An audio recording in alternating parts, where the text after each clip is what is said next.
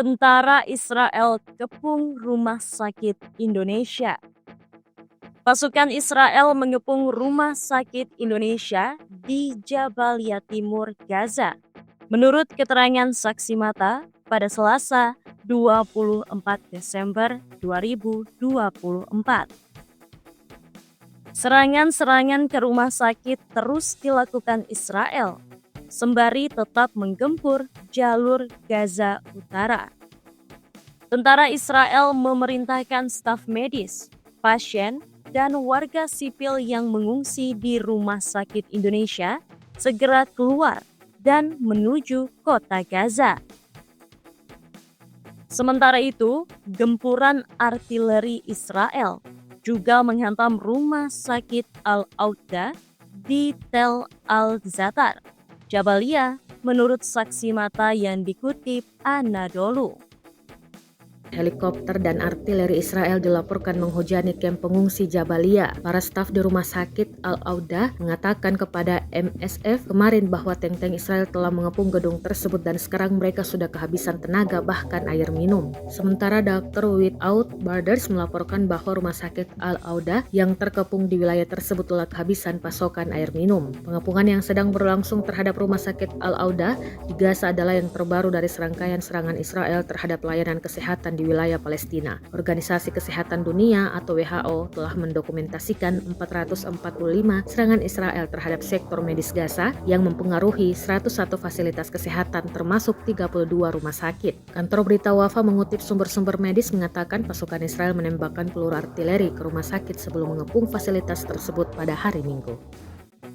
Beberapa jam sebelumnya, pihak rumah sakit memperingatkan bahwa serangan udara Israel yang gencar di sekitar lokasi menyebabkan beberapa kebakaran.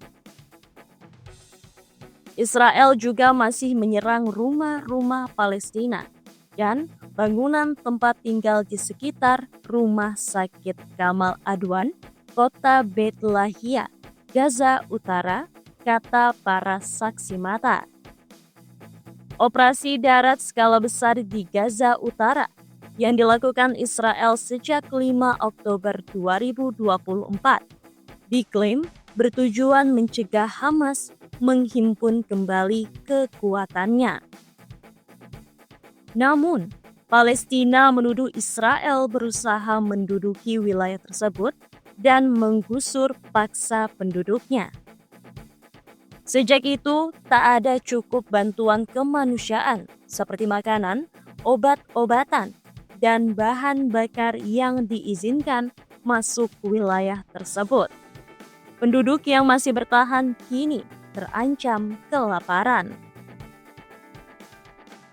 Serangan Israel di Gaza telah menewaskan lebih dari 45.300 orang.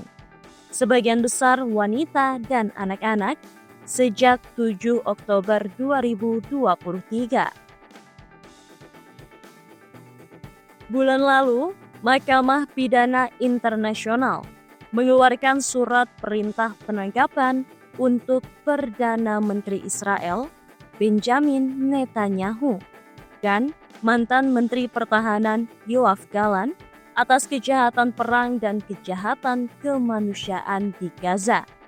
Israel juga tersangkut kasus genosida di Pengadilan Internasional atas perangnya di Gaza.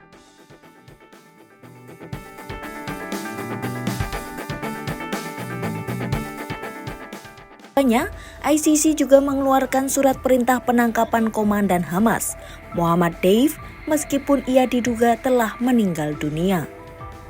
Lantas, bagaimana reaksi dunia mengenai pengumuman penangkapan Netanyahu, Gallant, dan Deif? Menteri Luar Negeri Yordania, Aiman Safandi, menyatakan kebijakan ICC harus dihormati dan ditegakkan. Menurutnya, warga Palestina berhak mendapatkan keadilan atas dukungan kejahatan perang yang dilakukan Israel di Gaza. Sementara itu, juru bicara luar negeri Prancis, Christophe Lemoyne, menyatakan Prancis akan menghormati Statuta Roma terkait kebijakan ICC. Namun, ia tidak memberikan jawaban pasti apakah Perancis akan menangkap Netanyahu sesuai kewajibannya sebagai anggota ICC dengan alasan kompleksitas hukum. Perwakilan tinggi untuk urusan luar negeri dan kebijakan keamanan Uni Eropa, Josep Borrell, juga menegaskan kebijakan ICC tidak bersifat politis dan harus dihormati. Sementara itu, kelompok Hamas menyambut baik penerbitan surat perintah penangkapan ICC meskipun salah satu pemimpinnya juga diburu.